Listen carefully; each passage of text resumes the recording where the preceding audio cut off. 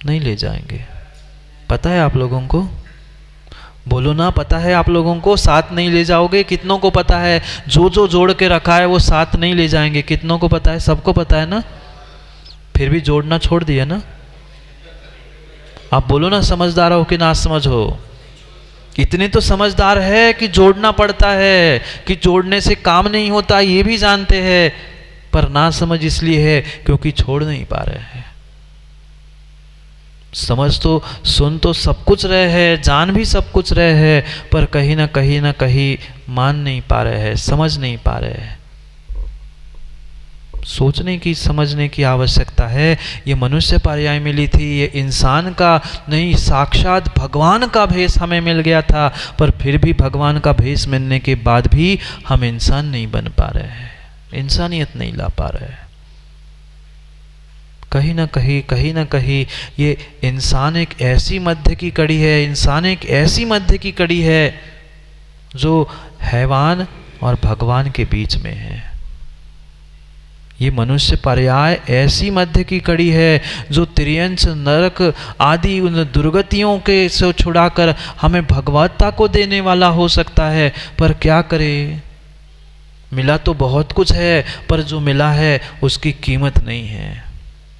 वास्तव में कीमत नहीं है, वास्तव में कीमत नहीं है। हमें ऐसे ऐसे अद्भुत देव शास्त्र गुरु के सानिध्य को प्राप्त करने का मौका मिला, पर फिर भी हमें उसकी कीमत नहीं है। क्या करें? घर की सामग्री दाल बराबर। अब मैं सामग्री कह रहा हूं, बाकी तो कहावत आप लोगों को पता ही है। ऐसे अद्भुत चमत्कारी भगवान हैं, पर हमें कीमत नहीं है। एक नहीं, अनेक संघ यहाँ पर आकर विराजमान होकर सब कुछ समझा गए, पर कितने हम समझ पाए? कोई नहीं समझ पाए, कोई नहीं समझ पाए। मोदी जी, ना समझ को समझाया जा सकता है या समझदार को समझाया जा सकता है। जो समझदार बनने का ढोंग करता है उसे कभी भी समझाया नहीं जा सकता। जैसे सोने वाले को जो सोने वाले को उठाया जा सकता है, जो जाग चुका है उसको कहा जा सकता है, पर जो आप समझते हैं, जो स्वयं ही चिमाऊ पड़ा है, सोने का ढोंग कर रहा है, उसको क्या जगा सकते हैं? जानते हैं, समझते हैं क्या करना, कैसा करना, किससे मुझे सुख मिलेगा, क्या नहीं करना है, पर जानने के बाद भी उस क्रियाओं पर, उन कार्यों पर हम नहीं उतर पा रहे हैं, क्योंकि आज तक सब कुछ जिंदगी हमने मात्र दिखाने के लिए बिताई है। नहीं, ये मध्य की जो कड़ी है, ऐसी ऐसी कड़ी है, इंसान मनुष्य पर्याय, जो तुम्हें चारों दिशाओं में ले जाने के लिए निमित्त बन सकती है।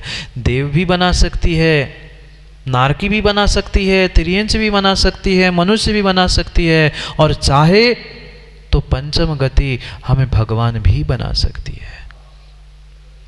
पर निर्णय आपको करना है। जब तक आपकी दृष्टि नहीं बदलेगी तब तक इंसान से हैवान बनते रहोगे। अगर दृष्टि बदल दोगे तो इंसान से भगवान भी बन सकते हो। पर क्या करें, हमें भगवान की भी कीमत नहीं है, हमें साक्षात भगवान की भी आज कीमत नहीं है। इसका मतलब ये नहीं है कि आप पूजा नहीं करते, धर्मात्मा का भेष नहीं प्राप्त किया। धर्मात्मा का भेष तो प्राप्त कर लिया, पर अभी धर्मात्मा नहीं है, धर्मात्मा नहीं है, धर्मात्मा नहीं है। मात्र धार्मिक क्रियाओं को करते करते करते करते समय बीत रहा है, पर हमें आज तक सच्चे भगवान की कीमत भी नहीं पता चली। एकमेव इस ब्रह्मांड के वे ऐसे द्रव्य है, ऐसे द्रव्य है जिनकी संगति, जिनके पास पहुंचने से हमें सुख, शांति और आत्मा के कल्याण की मार्ग प्राप्त होने की संभावना होती है। पर क्या करें, हम वहां भी पहुंचे तो कहीं ना कहीं उस मारीची जैसे कषाय की आकड़ में पहुंचे।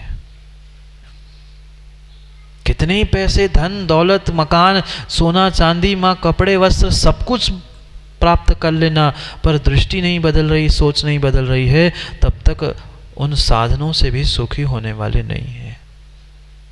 साधनों की कमी है किसी के पास? नहीं है।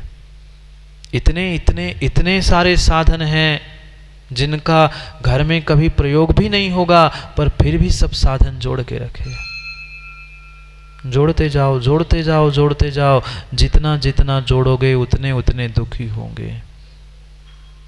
ये बीच का स्थान ऐसा है, इंसान मनुष्य पर्याय, जो हमें दृष्टि पर निर्भर करता है कि हम चाहे दृष्टि को बदले तो बहुत कुछ अच्छा कर सकते हैं, और दृष्टि को नहीं बदले तो कुछ नहीं बदल सकते। क्या करे, हर इंसान हर व्यक्ति दूसरे को तो बदलना चाहता है, समाज को, देश को, राष्ट्र को, परिस्थिति को, सबको बदलने की ठान लेता है, पर अपने आप को नहीं बदल पाया। विश्वास मानना, जितने भगवान बने, जितने तीर्थंकर बने, जितने गुरु बने, उन्होंने दूसरों को बदलने का प्रयास नहीं किया, उन्होंने अपने आप को बदला। वे अपने कल्याण कर चले गए, कुछ कल्याण करने के मार्ग पे चल रहे हैं। हम ज्यों के त्यों हैं, टस से मस नहीं हो पाए। कितनी कहो महाराज जी, आपका काम कहना है, हम आधा एक घंटा सुन लेंगे, तालियां बजा लेंगे, वाह वाह वाह वाह कर लेंगे, और घर जाके जैसे है वैसे ही हो जाते। क्या करे, क्या करे, क्या करे। ऐसे अनादि के संस्कार हमारे भीतर पड़े हैं, जिस कारण से हम सोचते भी है पर सोच नहीं पा रहे हैं, बदल नहीं पा रहे हैं। ऐसा नहीं है कि इंसान सोचता नहीं है, सोचता तो है। कभी कभार हफ्ते में, महीने में, साल में एक बार ये सोचता है कि नहीं मैं ये कर रहा हूँ, अच्छा नहीं कर रहा हूँ, मुझे ये करना चाहिए था, ऐसा करना चाहिए था। सोचता है, पर कब? सोने से पहले और उठने के पहले भूल जाता है मैंने क्या सोचा था। यही स्थिति हो रही है। इसलिए सब साधन होने पर भी, देव, शास्त्र, गुरु, मनुष्य पर्याय, जैन कुल, सब कुछ होने पर भी हम कुछ भी प्राप्त नहीं कर पा रहे, क्योंकि खोट अपनी दृष्टि में थी। वस्तु में खोट खोजता रहा, व्यक्ति में दोष खोजता रहा, पर व्यक्ति में, वस्तु में दोष नहीं थे। दोष अगर कहीं पे थे तो व्यक्ति की स्वयं की दृष्टि में थे। जब तक दृष्टि नहीं बदलोगे तब तक ये सृष्टि बदलने वाली नहीं है। सृष्टि बदलने के लिए दृष्टि बदलने की आवश्यकता है। जिनने जिनने दृष्टि बदली वे परमात्मा बन गए, इंसान से भगवान बन गए, और जो नहीं बदल पाए वह अनादि से आज तक हैवान, नारकी, तिर्यंच बनते रहे, और आगे भी बहुत बढ़िया बनते रहेंगे। कह रहे बदलोगे नहीं तो बदलना ही पड़ेगा। सोचो समझो, अभी भी थोड़ा सा समय शेष है। आज नहीं जाग पाए तो पता नहीं कब जाग पाए। मत जगाओ दूसरे को, अगर जागना ही है, सबको ही जगाना है, तो पहले अपने आप से शुरुआत करो। अपने आप को जगाने का प्रयास करो, अपनी दृष्टि, अपनी सोच, अपने विचारों को बदलने का प्रयास करो। अगर एक इंसान भी अपने आप को जगा ले तो पूरी समाज, पूरा देश जग सकता है। पर आज फोन का ज़माना है ना, व्यक्ति स्वयं बेड पे पड़ा पड़ा फोन लगाता है, उठ गया क्या, चलो उठो जल्दी। स्वयं कहाँ है? पलंग पे सो रहा है, बढ़िया कंबल के नीचे बैठा है, अर्चित कह रहा है जल्दी उठो जल्दी उठो। स्वयं उठना नहीं है, दूसरों को उठा रहा है। दूसरों को उठाने की जगह हर व्यक्ति स्वयं उठ के अगर घर से निकला है तो बहुत कुछ हो सकता है, पर उठे कौन? नहीं है। आज तक हमें उस वास्तविकता में धर्म की और धर्म की अहमियत की भान ही नहीं है कि हमें धर्म, धार्मिक क्रिया या किसी से भी जुड़ के हमें मिलने वाला क्या है। सब संवेदनाएं, सब भावनाएं एक तरफ हो गई है, सब नष्ट हो चुका है। घंटों घंटों कितनी ही वह बिंदिया माँ, कल भी मैं कहा था, आज पुनः पुनः कह रहा हूँ, कितनी भावना परमात्मा को सुना देना। स्वयं की भाव और भावना नहीं बदले है तो दूसरों को सुनाने से कोई फायदा नहीं है, कोई मतलब ही नहीं है, कोई मतलब नहीं है। जब तक उन भावनाओं को अपने जीवन में हम प्राप्त नहीं कर पा रहे हैं तब तक इंसान से भगवान बनने वाले नहीं हैं। बदलना ही है तो अपनी भावना को, अपनी दृष्टि को, अपने भावों को बदलने का प्रयास करो। दूसरों को बदलने से तुम्हारा जीवन कभी भी नहीं बदल सकता। और जब तक स्वयं का जीवन नहीं बदल रहा है, दृष्टि नहीं बदल रही है, तब तक जीवन जीना नहीं, जीवन ढोना ही चल रहा है। बोझ ढोते रहो। हमें जीवन को बोझ नहीं रोज बनाना था, गुलाब के भांति खिलना था, पर क्या करें, हमें गुलाब के कांटे तो दिखते हैं पर गुलाब नहीं दिख पाया। हमें काले मेघ तो दिखते हैं पर मेघों का पानी नहीं दिखता। यही तो खोट दृष्टि में रही, जिस कारण से सब कुछ अच्छा होने पर भी हम अच्छाई को आज तक प्राप्त नहीं कर पाए और समझ नहीं पाए। कारण यही रहा, हम सच्चाई का, अपने जीवन का, मनुष्य पर्याय का किसी का भी बोध नहीं कर पाए। इसलिए आवश्यकता है उस छोटे छोटे कार्यों से हमें बड़े कार्यों तक पहुंचने की, जो आज तक बचपन से हम रटते आए, पढ़ते आए, ऐसे उस अद्भुत अद्भुत उस मेरी भावना को समझने की। मुझे विश्वास है अगर जो मेरी भावना बहुत सारे घरों में टंगे मिलती है, मंदिरों में भी टंगे मिलती है, पर वह मेरी भावना जो किसी खूंटे पर, किसी खीले पर टंगी है, सबके अगर हृदय में टंग जाए ना, तो कब का कल्याण हो जाता। पर क्या करें, हमने मात्र सब शब्दों में कहना तो सीख लिया है, बड़े बड़े चुनिंदा चुनिंदा शब्दों का प्रयोग करके मोदी जी बोलते हैं। मोदी जी, अब मोदी जी तो मोदी जी, अब कोट भी तुमने पहन लिया, वैसे तुम है मोदी जी। कितने कितने चुनिंदा चुनिंदा शब्दों का प्रयोग करते हैं, इसके साथ ऐसा, ये शब्द, वो शब्द, ये पंक्ति, वो पंक्ति, पर कभी उतनी चुनिंदा चुनिंदा भावना का और भावों का चयन किया नहीं कर पाए। शब्दों का, चुनिंदा शब्दों का प्रयोग करना, चुनाव करना, ये बहुत बड़ी बात नहीं है, ये तो कोई भी कर लेता है। पर उतनी ही चुनिंदा भावनाओं का, भावों का, परिणामों का कभी आपने चुनाव करने का प्रयास किया? नहीं कर पाए। सुंदर शब्दों से, सुंदर वस्त्रों से, सुंदर स्थानों से जीवन नहीं बदलेगा, सुंदर भाव और सुंदर भावनाओं से जीवन बदलेगा, सुंदर दृष्टि से जीवन बदलेगा। पढ़ते तो रहे, पर आज तक हमें जिनवाणी के आचार्यों के तो रहस्य छोड़ दो। छोटे छोटे ये मेरी भावना जैसे उन काव्यों के पदों के अर्थ तक हमें नहीं पता है। अर्थ भी बहुत दूर की बात है माँ, अभी तो सही ढंग से मेरी भावना पढ़ना भी नहीं आता है। आता है क्या? नहीं आता। अभी बताता हूँ, मिलके पढ़ते हैं पहले छंद को, फिर समझते हैं कौन कितने अच्छे से पढ़ रहा है, कौन कहाँ कैसे पढ़ रहा है, आज तक किया क्या और हमें करना क्या था। पढ़ते हैं उस पहले छंद को, याद भी होगी ना सबको मेरी भावना, तो बचपन से याद है।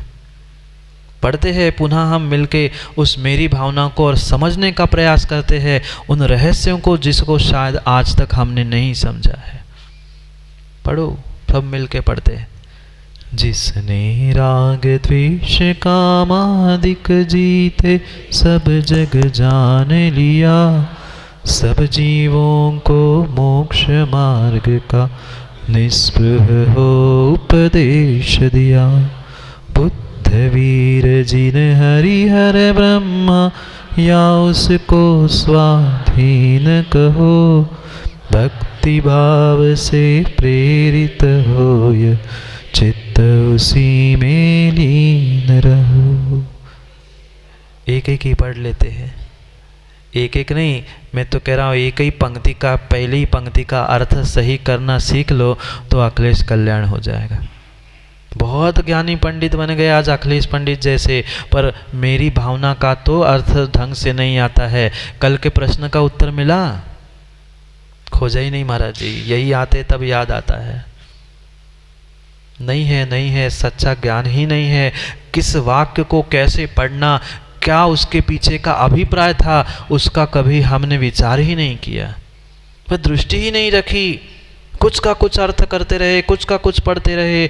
जो आगम की विधाएं थी, जो आगम की विधियाँ थी, जो आगम का अभिप्राय था, वो कभी हमने समझा ही नहीं। चाहे पूजा पाठ हो, चाहे ज्ञान अर्जन हो, चारित्र पालन हो, सब में अपने मनमानी करते रहे। क्यों नहीं सुख मिल पाया? क्योंकि आज तक वास्तविकता को हम समझ ही नहीं पाए, वास्तविकता का बोध ही नहीं कर पाए, वह दृष्टि ही नहीं प्राप्त कर पाए जिस अभिप्राय से लेखकों ने लिखा है, आचार्यों ने लिखा है, कवियों ने लिखा है। समझ ही नहीं पाए, समझ ही नहीं पाए, समझ ही नहीं पाए। कहाँ रुकना था, कहाँ विराम, कहाँ अल्प विराम, कहाँ क्या पढ़ना था, कुछ नहीं, एक साथ पढ़ लिया। मात्र इतना ही सीखा हमने कि हाँ लिखा है, पढ़ लो, सो पढ़ लिया।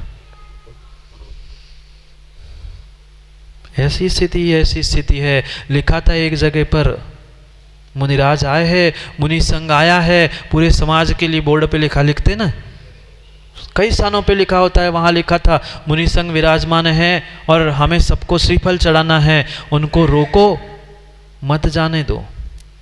एक ज्ञानी पहुँच गए, बोर्ड पर क्या लिखा था गोलू?